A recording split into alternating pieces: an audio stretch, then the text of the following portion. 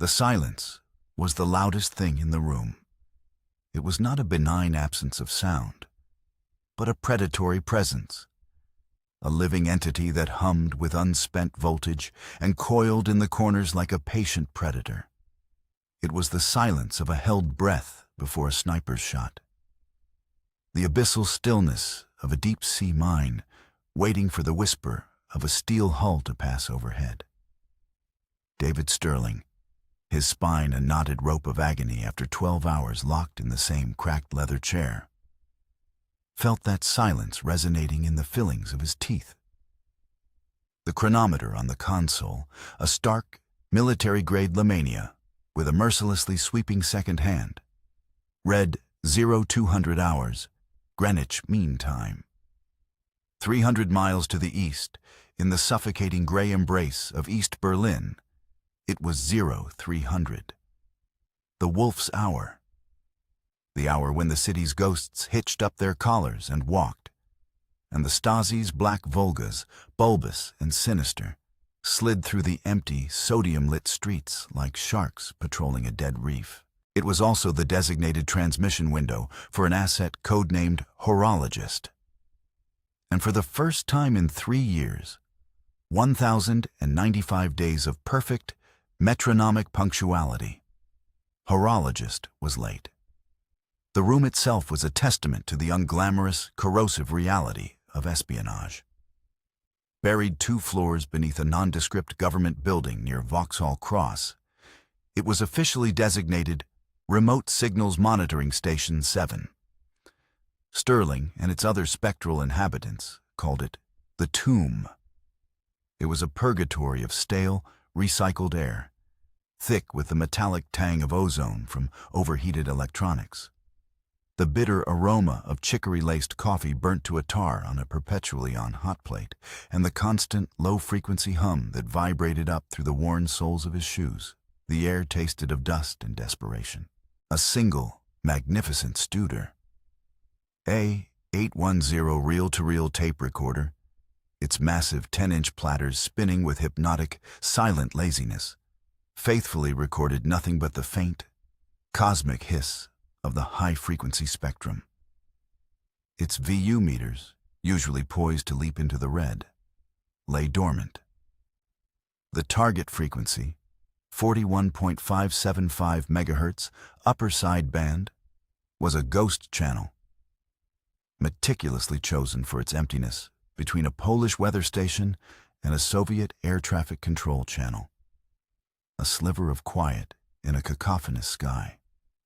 Sterling's gaze was welded to the needle on the Racal RA-1772 receiver's signal strength meter. A delicate sliver of metal he was trying to move with the sheer, desperate force of his will. It remained stubbornly, insolently still, resting on the 0 peg as if it were nailed there. He could feel a tick starting under his left eye, a tiny, rebellious muscle firing in protest against the strain. "Anything on the scope, David?" a voice murmured from the doorway. A gravelly sound layered with decades of nicotine and disappointment. It was Finch, the section head. A man whose permanent expression of weary resignation had been meticulously earned over 30 years of managing phantoms and interpreting whispers from the other side of the world. He was a creature of the shadows, more comfortable in this subterranean twilight than in the harsh glare of a London afternoon. Sterling didn't turn, his focus absolute. His world had shrunk to the glowing green dials, the smell of hot vacuum tubes, and the dead, mocking needle. "Nothing, sir. We're 4 minutes past the window. The spectrum's as clean as a parson's conscience. Not even a stray taxi dispatch from Tempelhof or a harmonic from Radio Volga." Finch stepped fully into the room, the scent of his foul French cigarettes preceding him like an outrider. He smoked unfiltered Gauloise's Caporal, a habit he'd picked up in post-war Paris and refused to relinquish. The smell was acrid and potent, a mix of burning rope, dry leaves, and impending bad news that clung to the recycled air like a shroud. He stood behind Sterling, his presence a heavy weight in the small room, his gaze fixed on the same inert needle. "He's never been late," Finch stated, the words less a question than a chisel carving an epitaph into stone. "Not once in 3 years, not by a fraction of a second. The man sets his life by a cesium fountain atomic clock." It was the unvarnished truth. Julian Croft, the man known in these hushed corridors only as horologist, was a creature of absolute, obsessive precision. It was his greatest strength, the bedrock of his cover, his nature, his shield. Officially, he was a master clockmaker. One of the few craftsmen left in the entire German Democratic Republic with the arcane skill to repair the intricate, centuries-old timepieces favored by the party elite. His small, dusty shop off the Unter den Linden was a sanctuary of rhythmic ticking and gentle whirring, a place where time itself was carefully dissected, cleaned, and reassembled. He smelled of brass polish, fine lubricating oil, and old paper. It was a cover so perfect, it was almost poetic. Who would ever suspect that the gentle, bespectacled man, whose greatest passion was the escapement mechanism of an 18th century breguet, was MI6's most valuable and productive asset behind the Iron Curtain? The silence in the tomb stretched to 5 agonizing minutes. Sterling felt a cold, hard knot tighten in the pit of his stomach. Every deliberate, mechanical tick of the lamania on the wall was another shovelful of dirt being tossed onto a coffin. The transmission protocol was brutally rigid for a reason. The signal itself, a compressed burst of encrypted data lasting less than 3/4 of a second, was a digital needle in a haystack of global radio noise. It was fired at a precise, preordained moment, on a frequency that changed with every transmission according to a complex algorithm derived from the closing prices of the Nikkei index, aimed at a high-altitude repeater drone loitering in the stratosphere over the Baltic Sea. To any unauthorized listener, a Stasi signals intelligence post or a bored ham radio operator, it would sound like a stray bit of atmospheric static, a solar flare, a cosmic hiccup. But for that fleeting sound to be caught, the electronic ears of London had to be cocked and listening at the exact right microsecond. The window was 90 seconds long. After that, the drone adjusted its orbit, the frequency was abandoned, and the silence began its reign. Finch struck a match against the heel of his shoe, the sudden flare of sulfur and light carving deep shadows into the lines on his face, making him look like a Rembrandt portrait of existential dread. He lit another Gauloise and inhaled deeply, the smoke seeming to disappear into his lungs. "Talk me through the device again, David. Every nut, every wire." It was a familiar ritual, a way of holding the creeping dread at bay by focusing on the cold, hard mechanics of the tradecraft.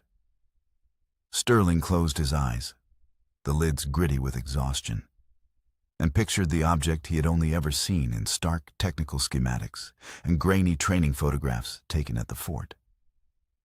It's a Type 17 burst encoder. We call it the Ticker.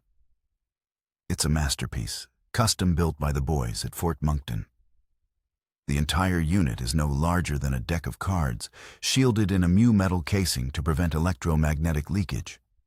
The genius is the power source. It's slave to the primary mechanism of a Gustav Becker grandfather clock. Vintage 1888.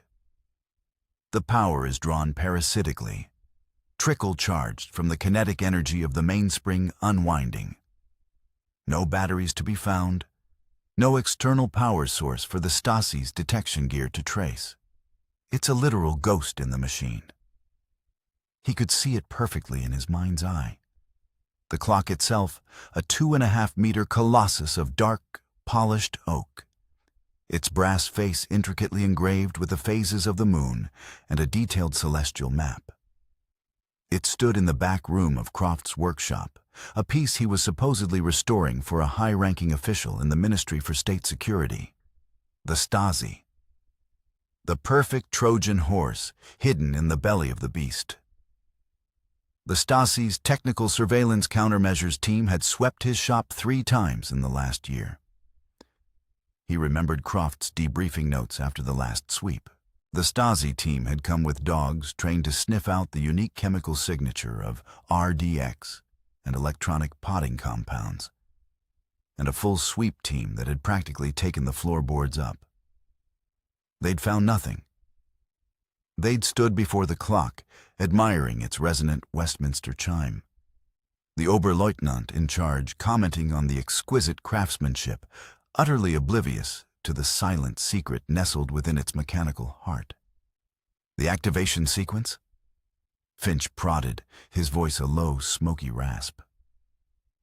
A catechism, Sterling replied, the words a familiar, grim prayer. The message, encoded via a one-time pad printed on a water-soluble silk sheet, is typed into a micro-keyboard. The keyboard is concealed behind a loose piece of marquetry inlay on the clock's body, a tiny rosewood bird that twists out. The message is then stored in a solid-state EEPROM buffer. To arm the transmission, he has to set the minute hand to precisely 12 and the hour hand to 3, then wind the chime spring exactly 7 full rotations. That primes the primary capacitor. The final trigger is the clock's own chime at the top of the hour. At precisely 0300 Berlin time, as the hammer strikes the first bell, the capacitor discharges its entire load in a single pulse, powering the transmitter for exactly 0.72 seconds. The data fires, the circuit is fused, and the capacitor is drained. To anyone in the room, it would be utterly, completely indistinguishable from the normal operation of the clock. Finch took a long, slow drag from his Gauloise, the tip glowing like a distant, angry star in the gloom. And the failsafe? The final prayer? Thermite, Sterling said, the word tasting like ash in his mouth. A small, chemically activated charge wired directly to the EEPROM buffer and the encoder chip. The trigger is a pressure switch on the inside of the casing. If the clock's main door is opened without the disarming sequence being entered first, a complex sequence involving setting the pendulum bob to a specific, pre-measured length, the charge ignites. It burns at over 2,000 degrees Celsius. It will turn the entire unit, the one-time pad, and any message stored in the buffer into a molten lump of slag in under 5 seconds. He would lose the device, but the technology would be protected. And so would we. 7 minutes past the window. The gentle hiss from the speakers was starting to sound like a taunt, a cosmic sneer. Sterling's thoughts drifted to Croft, the quiet, intense man he had met only twice, during his final indoctrination and training in a damp, windswept safe house in the Scottish Highlands. Croft was not from the usual mold. He had been an academic, a historian specializing in horology at Cambridge, before his unique family connections within East Germany had made him a prime candidate for recruitment. He wasn't a hardened field operative who could kill a man with a ballpoint pen. He was a scholar who had been convinced to serve his country in the only way he knew how. Sterling remembered Croft's hands. Long, steady fingers, with clean, perfectly manicured nails, the hands of a surgeon or a watchmaker.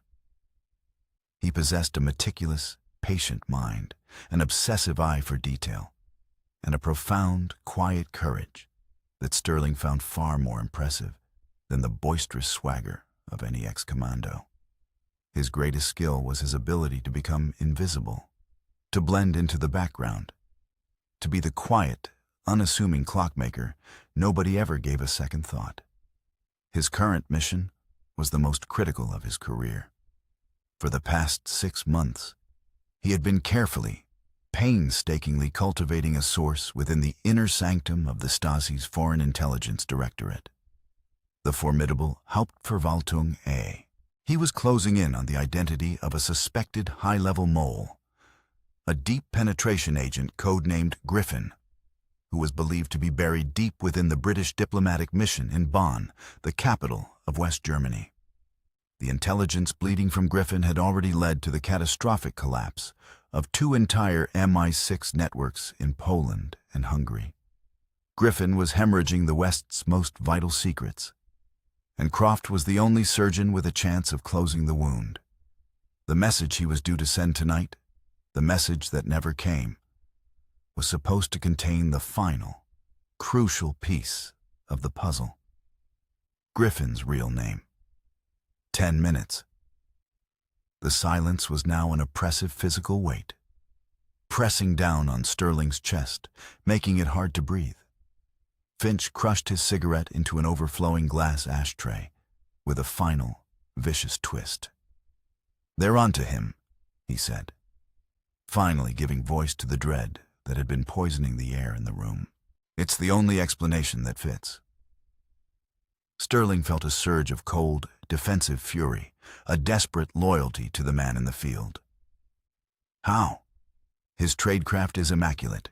His cover is flawless. He follows the protocols to the letter, always.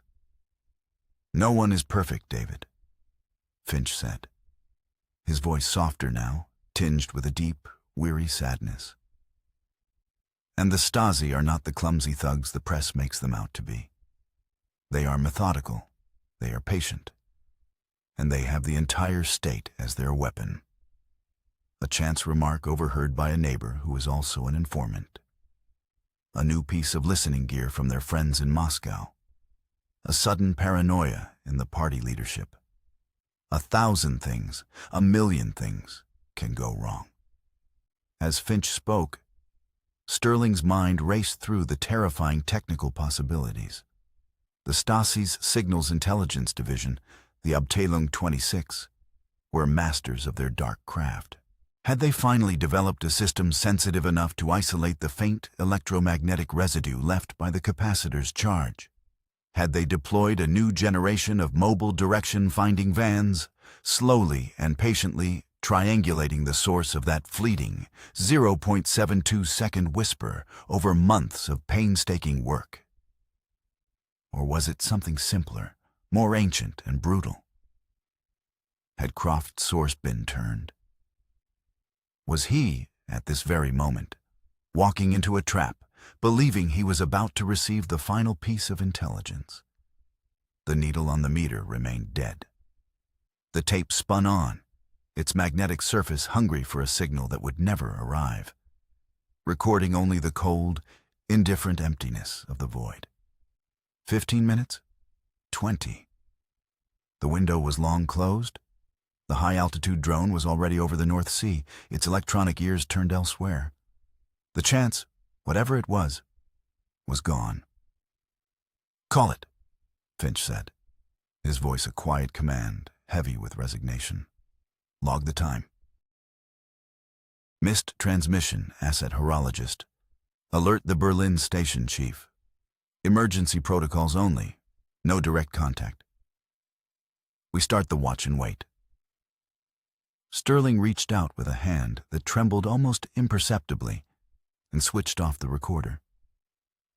The sudden, absolute silence in the room was different now. The charged, expectant silence had vanished, replaced by the hollow, echoing quiet of a tomb after the stone has been rolled into place. He logged the entry in the station's official ledger, the nib of the fountain pen scratching loudly in the stillness. 0225, Greenwich Mean Time. Asset horologist. Non-communication. Protocol Omega initiated.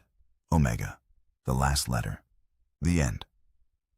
It meant the asset was presumed compromised or dead. All related operations were to be frozen, all contact vectors severed, all contingency plans activated. Julian Croft, the quiet clockmaker of Berlin, was now, officially, a ghost. Across a continent, in a city still cloaked in the pre-dawn gloom. The air in Julian Croft's workshop was thick and choking with the scent of ozone, burnt wood, and the metallic tang of fear. The magnificent Gustav Becker grandfather clock lay on its side, its beautiful oak case split open like a carcass in an abattoir. Its polished brass face was blackened and warped. The delicate filigreed hands twisted into a silent scream at an impossible hour. Where its intricate mechanical heart should have been ticking, there was only a fused, incandescently hot lump of metal and ceramic, still glowing with a faint, malevolent cherry-red heat that made the air around it shimmer. The thermite charge had done its job with surgical, devastating perfection. Oberst Klaus Richter of the Ministry for State Security stood over the ruined clock, his face a mask of cold, professional fury. He had been so close, so damned close. For months, his teams had been hunting the Whisper. They had given it a code name of their own. Die Grille, the cricket, for its brief, high-pitched chirp that appeared on their most sensitive monitoring equipment for less than a second once every few weeks. Always at the same time, always originating from the same square kilometer of central Berlin. They had poured tens of thousands of man-hours and millions of marks into finding it, deploying their most advanced Soviet-made triangulation equipment, sweeping block by block, building by building. They had narrowed it down to this street, then this building. And finally, after weeks of painstaking surveillance, to the quiet, unassuming clockmaker who seemed to be a model citizen. The raid had been executed with brutal, textbook efficiency. His men had stormed the shop at precisely 02:55, 5 minutes before the next expected transmission. They had blown the door off its hinges with a plastic charge that sent splinters of wood flying across the room. They had found Croft in the back room, not hunched over a crackling radio as they'd expected, but with a simple brass winding key in his hand, making what appeared to be a final adjustment to the magnificent old clock. He had looked up, his eyes wide behind his spectacles, a brief, shocking flicker of surprise, which was then instantly replaced by a strange, almost serene resignation. Richter had barked the order to seize him, to get him away from any potential device. But Croft had been faster, not with his body, but with his mind. He hadn't fought, he hadn't run. He had simply let the winding key slip from his fingers. It had fallen to the wooden floor with an almost comically innocuous metallic clink. But as two of Richter's men were dragging him away, he had hooked his foot around the leg of a heavy workbench, pulling it just enough. A heavy steel marine chronometer, a bulky piece he had been repairing, slid off the edge and crashed onto the floor. The impact was trivial, a loud bang in the chaos. But it was enough. The vibration had tripped a hypersensitive mercury switch Croft had secretly installed at the base of the clock. A dead man's switch for the absolute worst-case scenario. Before Richter's men could even process the secondary noise, there was a brilliant, silent white flash from inside the clock's casing. A sound like a giant gas torch igniting, and a plume of acrid white smoke billowed out. The thermite. Now, Richter stared at the ruin, the smell of burnt history filling his nostrils. He had the man. Julian Croft was at this moment sitting in a soundproofed, windowless cell at the Stasi headquarters in Hohenschönhausen at the very beginning of a very long and inevitably painful interrogation. But he didn't have the technology. He didn't have the code books, which had undoubtedly been on a silk sheet that was now nothing but ash. He didn't have the last message that the spy was clearly about to send. Richter had won the battle for the man, but the spy had won the war for his secrets. He knelt down, ignoring the waves of heat radiating from the molten core, and prodded the slag with the barrel of his Makarov PM pistol. A ghost in the machine, indeed. He had captured the horologist, but his final tick had escaped into the ether, leaving only silence and ruin in its wake. Back in London, the day dawned grey and miserable, a fitting shroud for the funereal mood at Vauxhall. The preliminary flash report from the Berlin station chief had come in just after breakfast, transmitted via a coded diplomatic pouch. It was terse, compiled from whispers and observations from their remaining local assets. An early morning raid on a clockmaker's shop near the Unter den Linden. The shop was sealed. Stasi presence was heavy. The proprietor, a British national named Julian Croft, had been taken. No further details were available. It confirmed their worst fears. Sterling sat in the main debriefing room with Finch and two other senior officers from the German desk. The air in the soundproofed room, smelling of floor polish and old paper, was thick with unasked questions and unspoken recriminations. "What was in the final message?" asked Sir Richard, the deputy chief, a precise, bloodless man, whose patience was measured in millimeters and whose Savile Row suits were sharper than most kitchen knives.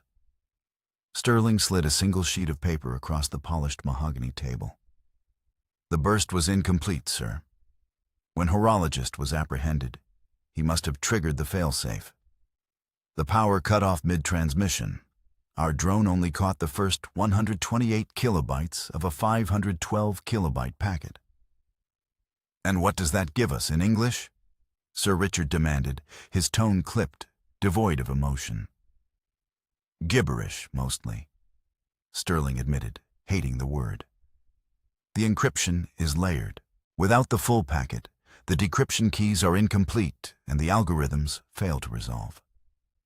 It's like having only the first 3 chapters of a book and trying to guess the killer's identity. But my signals analysts were able to reconstruct a few fragments from the unencrypted header data. Just a few plaintext characters used for signal verification and handshake." He pointed a finger, the nail bitten to the quick, at a single line of text on the paper. 6 letters, stark against the white page, GRIFFIN. A grim, hollow satisfaction settled over the room. "So he got it," Finch murmured, his voice barely a whisper. "The poor bastard got it." "He got the code name, yes," Sterling countered, his voice sharp with frustration. "Which we already had. We were hoping for a real name, a department, a bank account number, something actionable. The rest of the message might have contained all of that, but it's lost. Turned to smoke and slag in a clock case in Berlin. So we're back to square one," Sir Richard stated, his voice flat and final. "We know there's a fox in the henhouse, but we still don't know which chicken he is." "Not entirely, sir," Sterling said, leaning forward, a fierce, burning need to salvage something, anything, from Croft's sacrifice propelling him. "There's the timing. Look at the operational timeline. Horologist began his deep surveillance of the Stasi Directorate 6 months ago. Griffin's intelligence leaks became dramatically more accurate and damaging 5 months ago. It suggests Griffin knew he was being hunted. He was getting information from somewhere inside our own Berlin operation, feeding it back to his Stasi handlers, who were then closing the net on the very man we sent to find him." Finch nodded slowly, his tired eyes seeing the grim, circular logic. "A snake eating its own tail." "Precisely," Sterling affirmed. "The leak isn't just in Bonn. It has to be someone with oversight of the Berlin station, someone who knew we were deploying a deep cover asset like horologist, someone who knew his general area of operation, if not his specific identity. That narrows the field considerably. For the next week, a silent, vicious mole hunt began within the service itself. Travel records were scrutinized, financial statements subpoenaed through back channels, communications logs from the past year analyzed by a humming mainframe computer in the basement.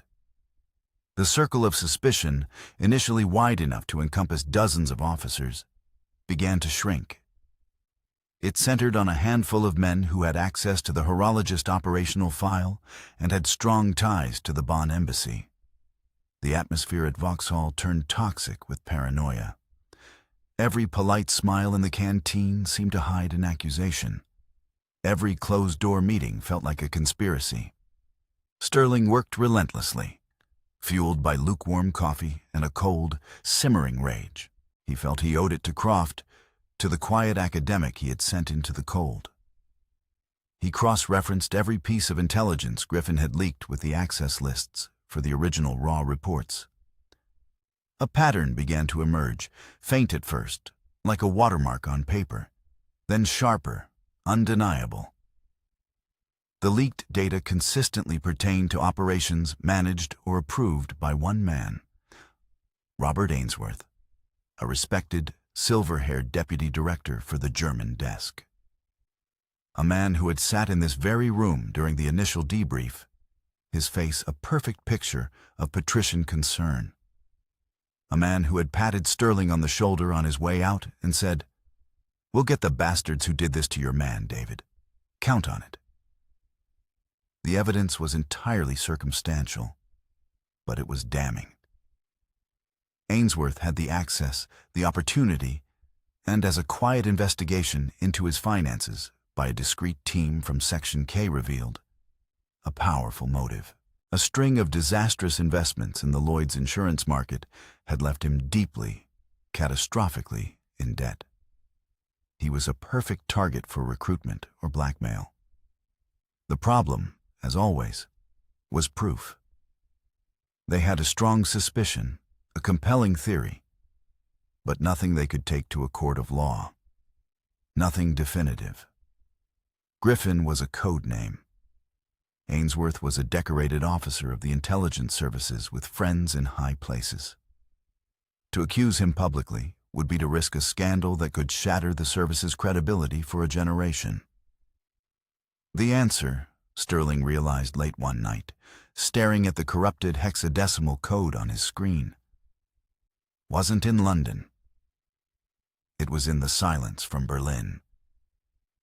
He went back to the fragmented signal, the 128 kilobytes of corrupted data they had salvaged from horologists' final, desperate transmission. He pulled his best cryptographers from their other projects, not with the goal of decrypting the main message, which they all knew was impossible, but with a new, strange instruction. "Forget the content," he told them, his voice raw with exhaustion as they gathered in a sterile, chilled computer room. "Look at the container." Julian Croft was a historian, a man of precision and detail. His mind didn't work like a standard field agent's. He would have known the risks. He would have planned for this exact contingency. Is there anything at all, in the way the data is structured? A watermark? A hidden layer? Is there a message in the noise? For 3 sleepless days, they worked. They ran spectral analysis on the background hiss recorded on the tape. They mapped the packet loss against known atmospheric conditions. They reverse-engineered the custom encryption algorithm Croft had co-developed. And then, in the early hours of the 4th day, they found it. It was breathtakingly, heartbreakingly clever. It wasn't in the message. It was the key to the message itself. The one-time pad system relied on a key string of random numbers to encrypt the data. The key was supposed to be meaningless, disposable. But Croft, in an act of sheer genius, had embedded a pattern within the randomness. He had used a complex proprietary algorithm based on the unique manufacturing serial numbers of the gears within the Gustav Becker clock itself. It was a digital fingerprint of the very machine that was his salvation and ultimately his tomb. He created a secondary key. The lead cryptographer explained, his voice filled with a reverence usually reserved for saints. A failsafe. He must have known that if the transmission was interrupted, the primary decryption would fail. But this secondary key, derived from the clock's own mechanical identity, doesn't unlock the whole message. It's designed to unlock a single, pre-designated data block. Block 256. It's an emergency broadcast channel, hidden within the main message like a secret compartment in a piece of furniture. Sterling's heart hammered against his ribs. Can you unlock it? We're trying now, sir. It's like picking a lock with 1,000 tumblers, but we finally have the right key. Sterling stood in the humming signals room, the same room where he had listened to the silence a week before.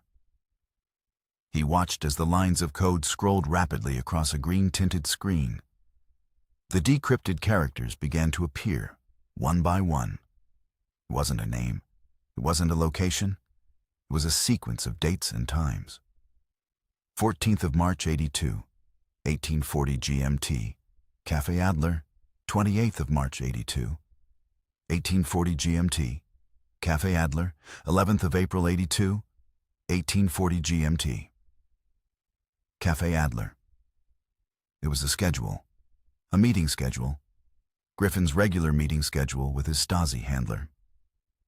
Cafe Adler was a well-known establishment in Cologne, West Germany.